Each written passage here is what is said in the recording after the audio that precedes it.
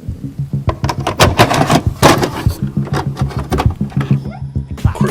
the first one to do that. I bet you never knew that. Back like a tailbone. Who you got the tail on? If it ain't about me, about whole D, about face. If you ain't on higher, learn it. The soda in the pot and the fire, burn it.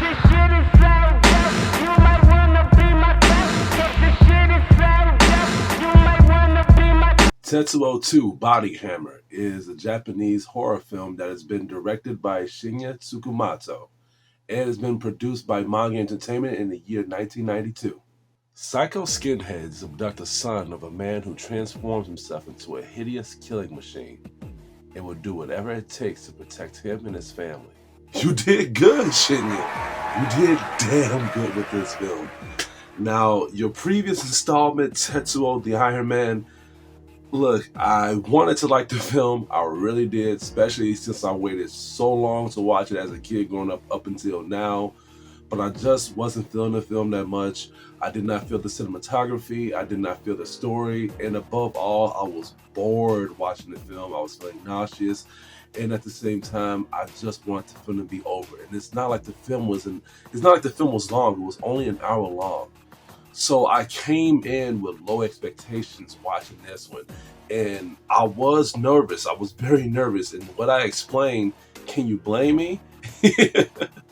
But by Manga Entertainment getting the rights to this film and producing it, and by me being a huge fan, of course, I had some hope. And let's just say it paid off, because they have took everything, and I mean everything, that was wrong with the previous installment, and they have fixed it and made it proper. The movie starts off pretty quickly, but not as quickly as it was on the previous one.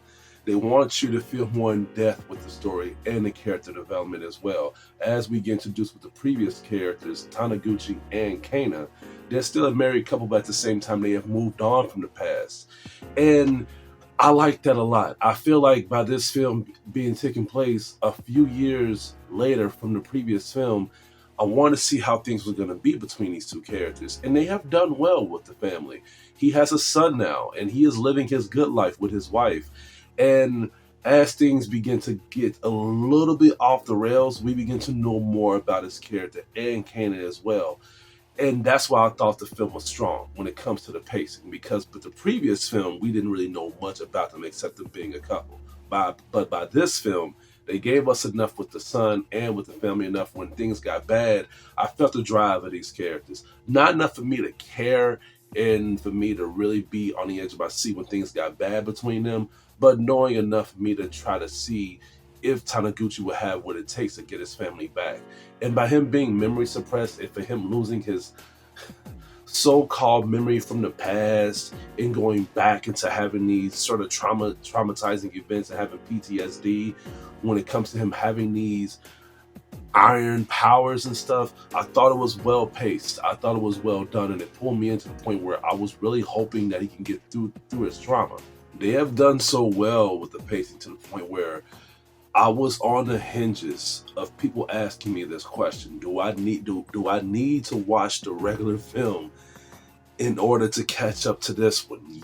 Sadly, you do. I know, I know. But listen, the movie is only an hour long. Please stick with it, because when you watch that film, you are really gonna feel like everything is paid off when you watch this one. It's worth it. Trust me. No matter what I've said in the previous review, it's to buckle you down to know what you're getting yourself into. So you gonna at least bulletproof your emotions watching that film. But again, when you watch it, you will feel like everything is beginning to connect when you begin to get everything in place with these characters and how things get played out with the story. The violence, let's talk about the violence. The violence is still there. In fact, even more horrific in a way, even more bloody, even more gory, even more action-packed. I was enjoying this film when it came to the executions of these characters, how people was getting killed off, how certain weird things was happening with these characters when it comes to them being deformed with the iron powers and stuff like that. They have took a lot of creativity to this film. Yeah, this is Manga Entertainment, all right. But the bad news is that the horror and the tension is gone. Unlike the first one, I wasn't really pulled in with the scares. If there was any scares or if they was trying to, I get scared easily watching films, and there was no jump scares at all. There was some jump phases of people coming from behind, but at the same time, I was not in that fear aspect. As into Tetsuo, the Iron Man has done it phenomenally well when it comes to the creep factor and things getting sunk in for you feeling uncomfortable. Body Hammer fails that, and they want to focus more on the action and the pacing of the characters, which I think that's a fair trade.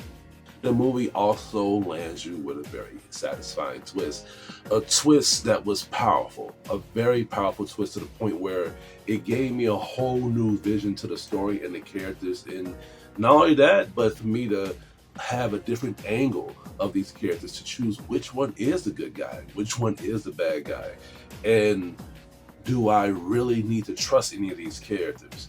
It pulled me in with this twist to the point where I was more than just curious, but it also wanted me to go back into the Iron Man previous installment.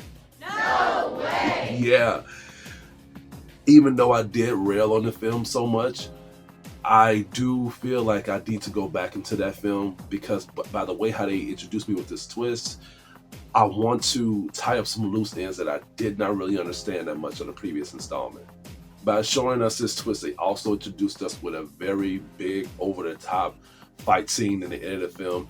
Now, some people would think it was corny. Some people would think that it's very top-notch. But when you watch a film like Tetsuo, even in the beginning of the film and even from the previous installment, you're going to have to be aware that this film is going to take you off the mind. I was actually getting feels of Evangelion and Gundam watching the end of the fight scene. Overall, this film is very good, and maybe I enjoyed it so much. The reason why I think I enjoyed it so much is because I came in with very low expectations, but they have fixed everything. They have fixed everything that was wrong with the original, and they have fixed it. And I do feel as if this film do need to have a remake. It doesn't have a reboot, because even though I am giving this film a lot of praise, there are a lot of things on this film that do need to be more fluid, more fleshed out, and need to be polished when it comes to certain executions of how they introduce these fight scenes and even chase scenes. They even have chase scenes on this film that pulls you in, but at the same time kind of pulls you away when it comes to how they execute these chase scenes. It's like it's like seeing certain things that's in the background that you're supposed to take seriously, but you begin to see like little puppet strings on top of certain elements of figures that you begin to realize that they are fake.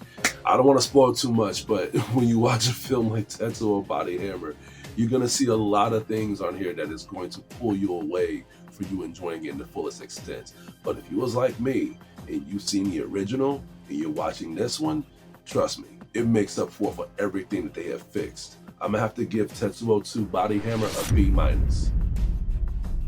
I am very satisfied that I've gone back on the road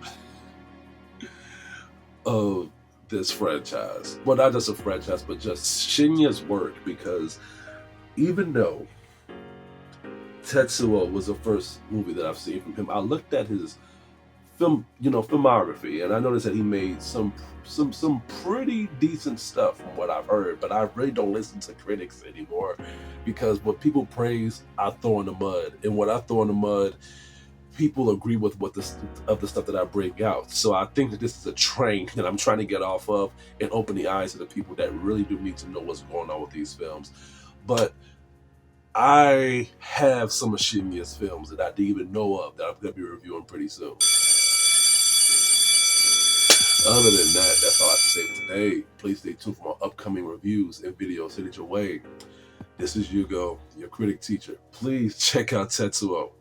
You will be sorry if you watch the first one, but stick with it. Have a good day.